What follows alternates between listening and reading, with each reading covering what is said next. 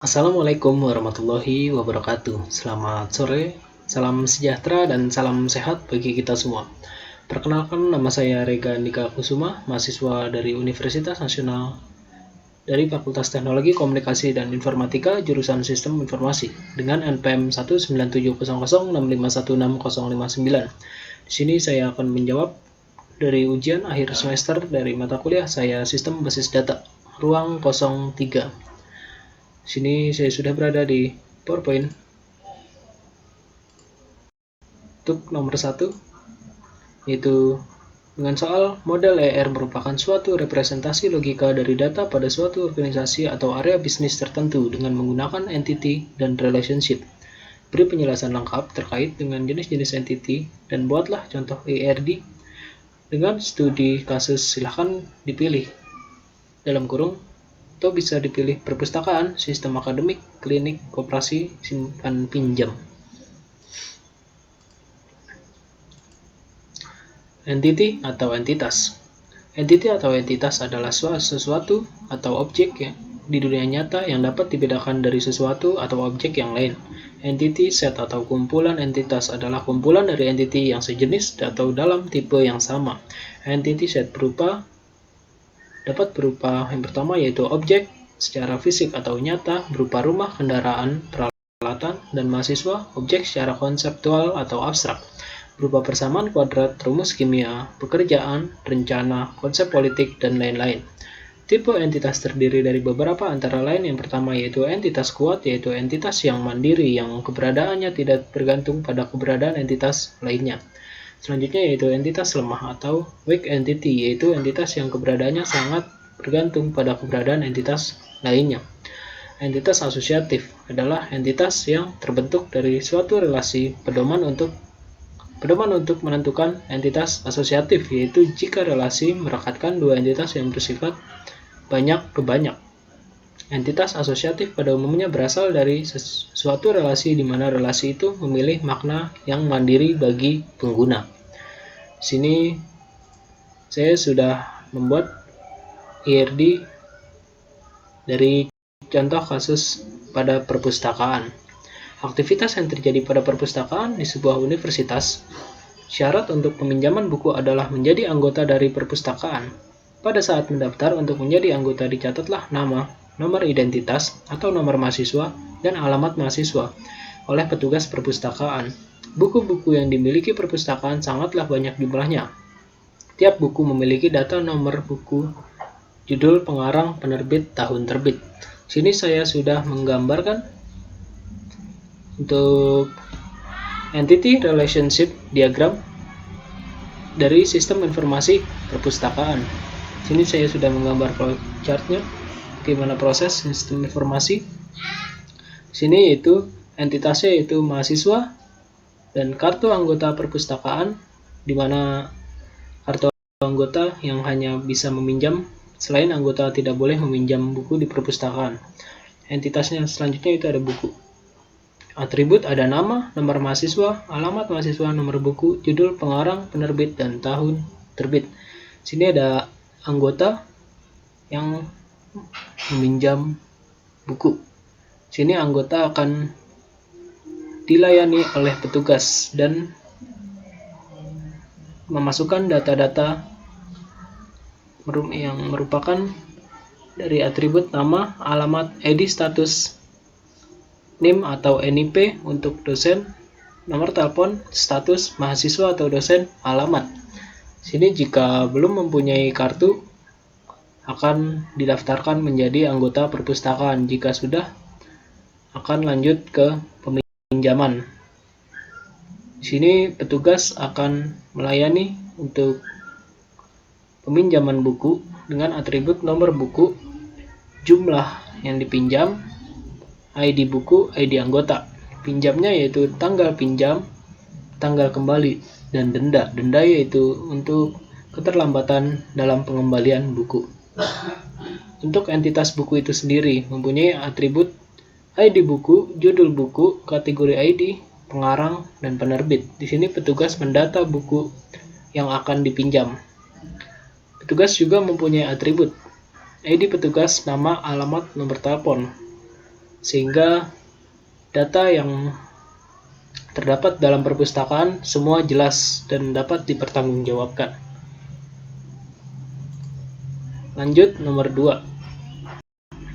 Pada batasan atau aturan dalam menspesifikasi hubungan generalisasi dan spesialisasi, terdapat istilah spesialisasi total dan spesialisasi sebagian. Jelaskan perbedaan dan berikan contohnya.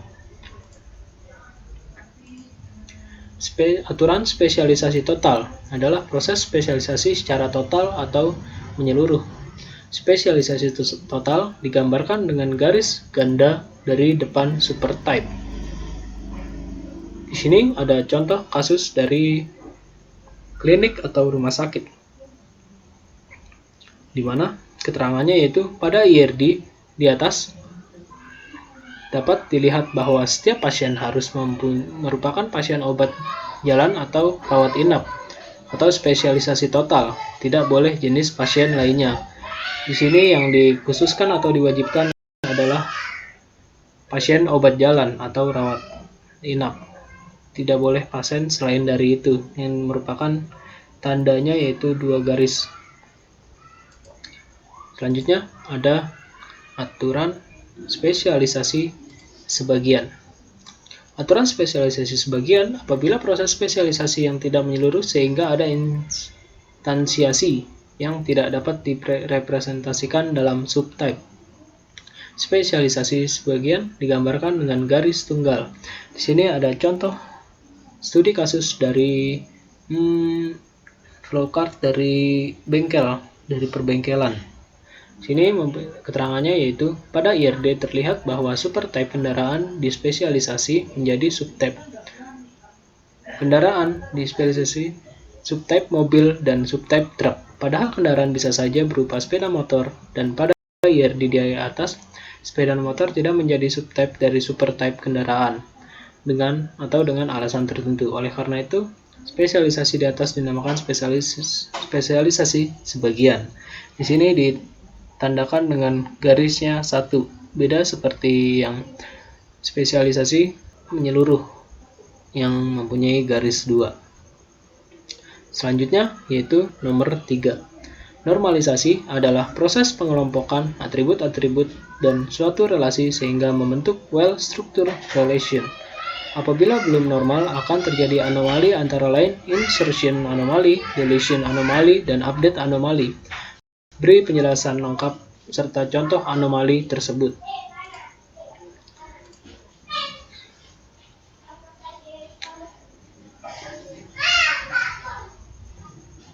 Insertion anomaly adalah error yang terjadi akibat dari operasi insert record atau tuple di sebuah relasi. Contoh yaitu apabila ada kursus baru dengan kode kur strip 05, maka kursus tersebut tidak dapat diinsertkan sampai dengan ada calon student baru yang mengambil kursus tersebut.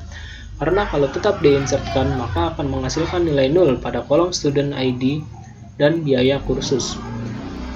Selanjutnya ada deletion anomaly, adalah error yang terjadi akibat operasi delete record atau tuple pada sebuah relasi. Contohnya, misalnya calon peserta kursus nomor 20101 batal mengikuti kursus. Apabila peserta tersebut harus dihapus, maka kode kursus maupun biaya akan terhapus juga.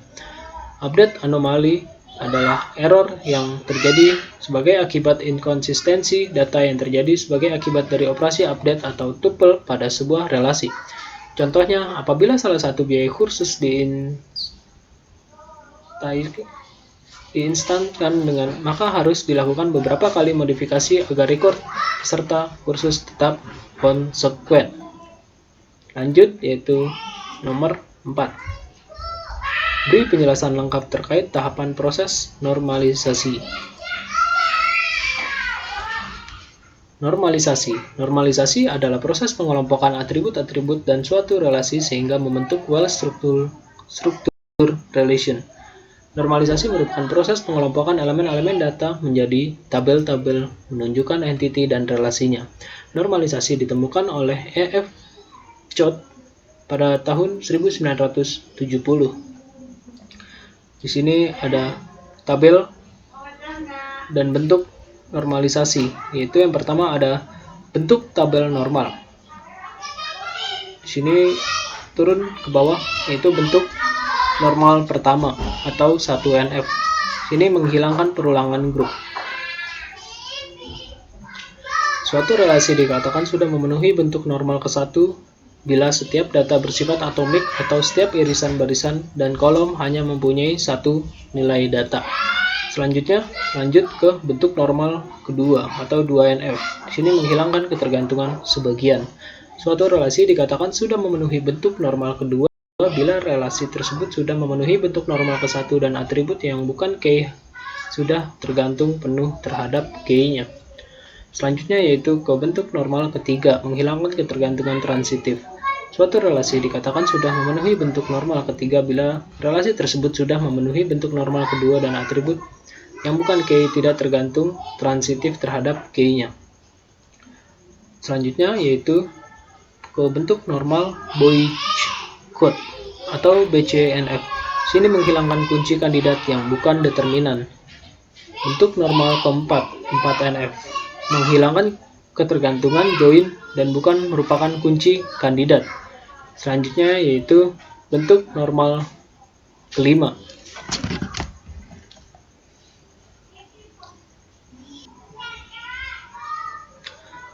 Mungkin hanya ini saja yang dapat saya sampaikan pada kesempatan kali ini. Terima kasih untuk Bapak dosen yang sudah memberi soal kepada saya. Dan selamat sore. Salam sejahtera. Mohon maaf apabila banyak kesalahan dan kekurangan.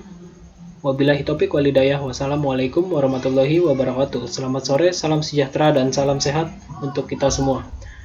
Tetap jaga kesehatan dan protokol kesehatan.